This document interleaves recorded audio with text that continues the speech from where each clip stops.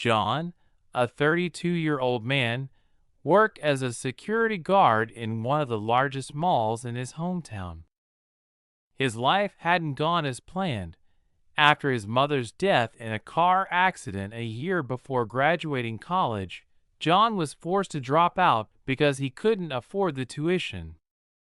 John's father had left when he was a baby, so he had always lived with his mother, who meant everything to him.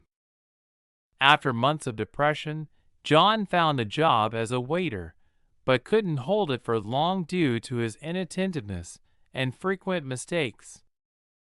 Soon, he lost that job too, and life became even harder. One day, after another moment of self-reflection in front of the mirror, John decided to turn his life around. 2 days after searching, he landed a job as a security guard in a mall.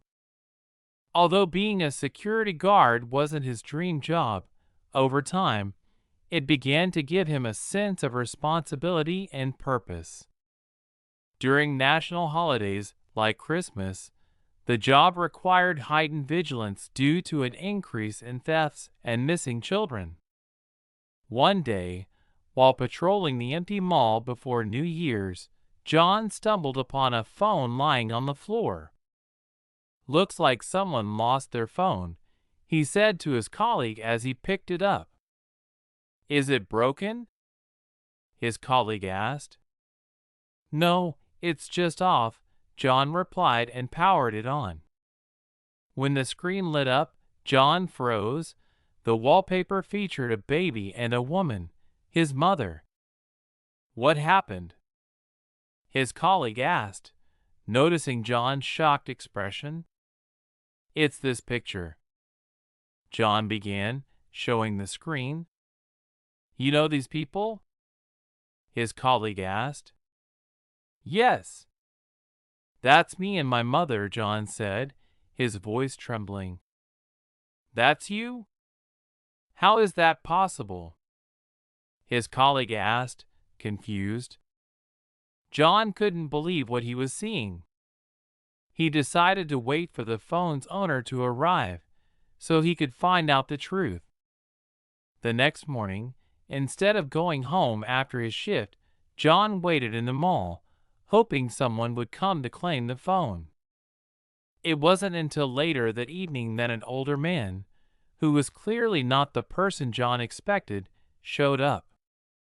John followed the man outside, wanting to ask him a few questions. "Excuse me, sir, may I ask you something? I'm the security guard who found your phone. I don't mean to pry, but the wallpaper shows a baby and a woman. How do you know them?" John asked nervously, clenching his fists. "That's my son and his mother," the man said sadly. "A boy I never got the chance to raise." John took a few steps back, feeling his legs weaken. That's me and my mother in that picture," he said, tears filling his eyes. "That's impossible. When I got out of prison, your mother told me you had died as a baby," the man said, stepping closer to John. John stood in shock. Everything he knew about his father was a lie. In a conversation with his father, John learned the bitter truth. His father had not abandoned them. He had been imprisoned for robbing a gas station, and when he was released, John's mother had cut all ties with him. She had lied to protect her son from his ex-convict father, and all these years, the man had lived with the pain of losing his child. That day was one of the hardest in John's life.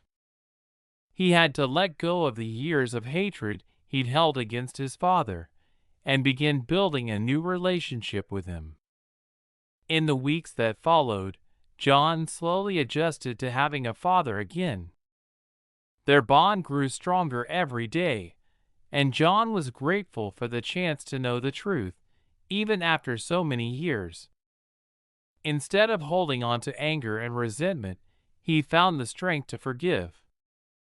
Thankfully, John had 15 more years with his father, creating precious memories before his father passed away.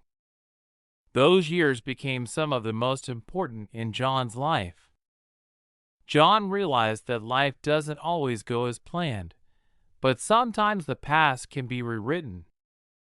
Instead of carrying the burden of anger and betrayal, he learned to forgive and build new relationships. His encounter with his father changed his life, showing him that even the most closed chapters can be reopened.